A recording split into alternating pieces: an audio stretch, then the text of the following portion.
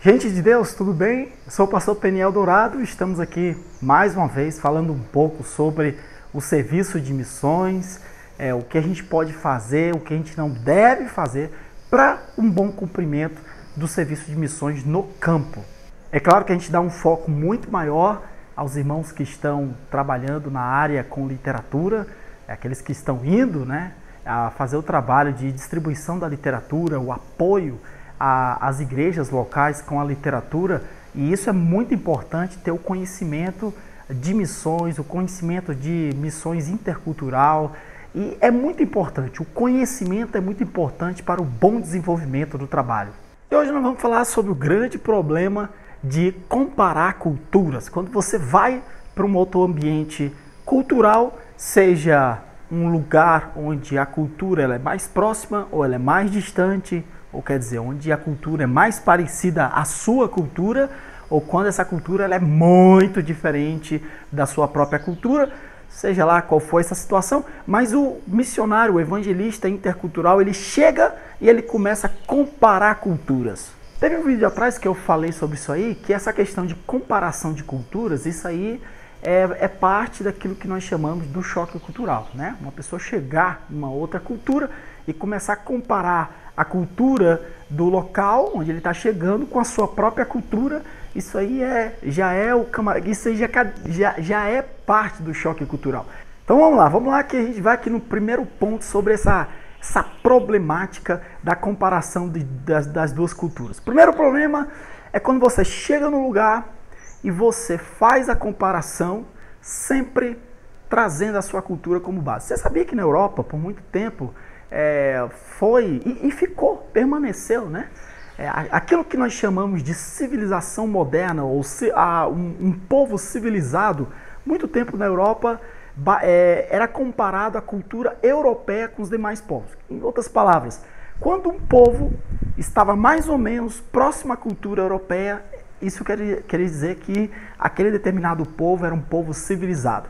Quando aquele povo tinha uma cultura bem diferente da cultura europeia, isso queria dizer que eles estavam menos civilizados, e se era muito longe, muito distante, muito diferente da cultura europeia, queria dizer que esse povo eram bárbaros, eram pessoas que não tinham cultura nenhuma. E querendo ou não, esse tipo de pensamento ainda permaneceu por um bom tempo. Tanto na parte da cultura, por mais que as autoridades lutam, já teve problema, filósofos brigando com isso aí em relação a isso, até hoje continuam lutando para mostrar a questão do respeito das culturas, mas isso em certo modo enraiza, né? Porque está muito pegado a nós, a gente exaltar a nossa própria cultura. E por outro lado também nós, né, latinos, que somos condicionados a esse pensamento, a gente tem aquela ideia de que o que é de fora é melhor, o que é da Europa é melhor, o europeu é melhor. Nesse ponto de vista, quem é missionário, que vai muitas vezes para a Europa, sente esse baque, né? Você chega lá e muitas vezes você já se vê como alguém que está numa posição inferior e você vê o europeu como uma posição superior. Irmão, tá certo, tá errado, isso não vamos entrar aqui nessa questão. Essa não é a questão se está certo ou errado. Meu ponto de vista é errado, isso não quer dizer nada, tá bom? Mas é o que acontece, tá? É o que acontece, esse ambiente que nós estamos vivendo e que nós estamos trazendo. E de certo modo, nós como brasileiros, vamos falar aqui da gente, né? Vamos ficar falando do europeu, não.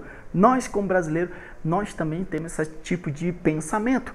Quando a gente chega num determinado lugar, a gente coloca a nossa cultura como etnocêntrico que nós somos e temos que tirar isso. A gente coloca como a nossa cultura como padrão. E aí entra aquele negócio, vocês fazem a comida assim? Interessante, né? Lá no Brasil a gente faz diferente. Lá no Brasil é melhor, a comida brasileira é melhor. Aqui no país, aqui na sua cidade, vocês estão tocando violão desse jeito? Então, lá na minha terra, nós tocamos essa música, mas de outra forma. Nós utilizamos esse instrumento, mas de outra forma. É tão lindo lá, eu gosto mais de lá, sabia? Então vai indo essas comparações bobas, sem lógica, que você faz sem você querer, e sem você perceber. Isso é parte do choque cultural.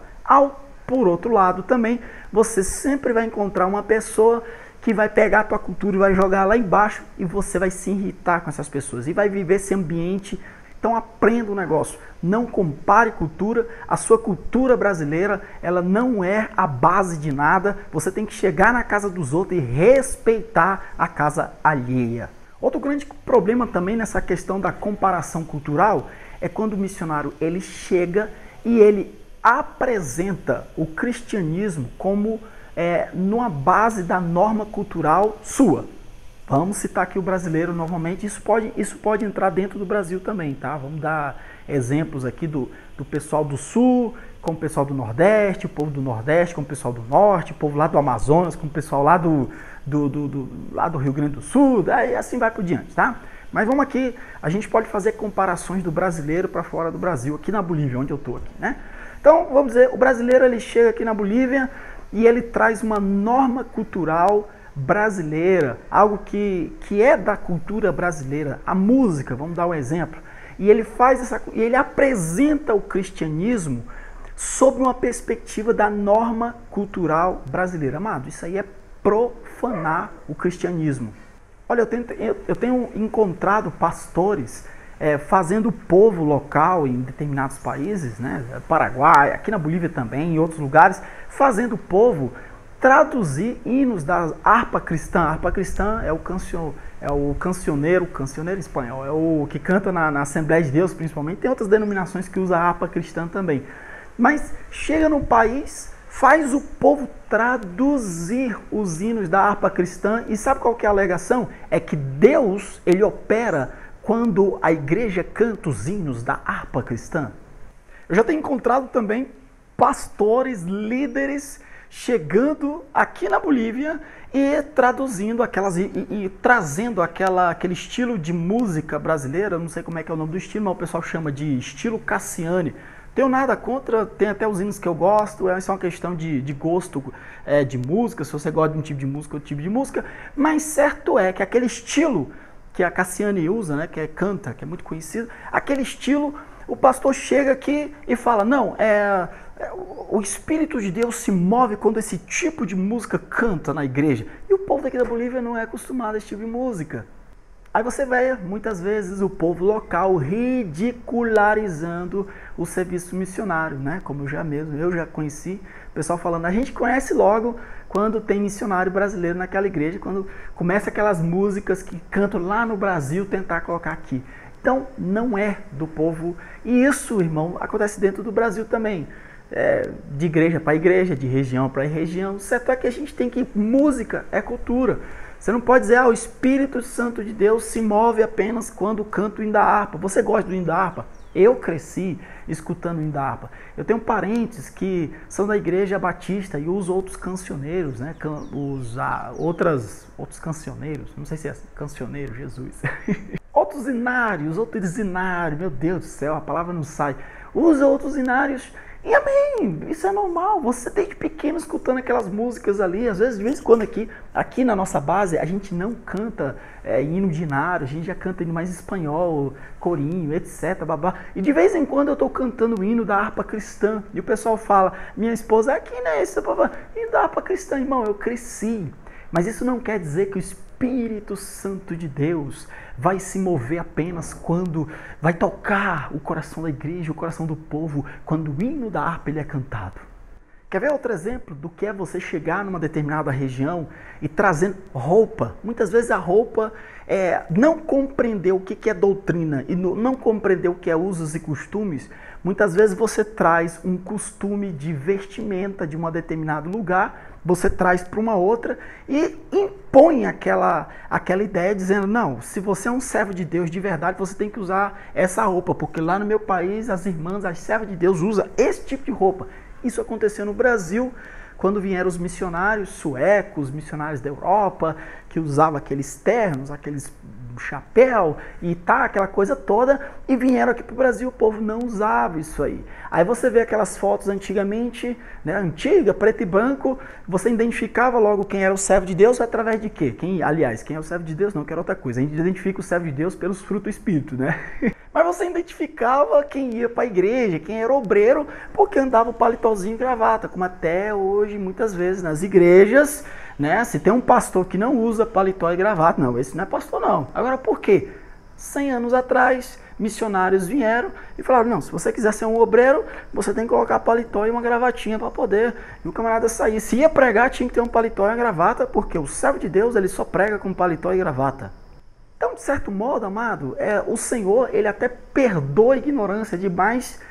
Tem que prestar atenção, você está aprendendo agora e é justamente para você não ficar na ignorância.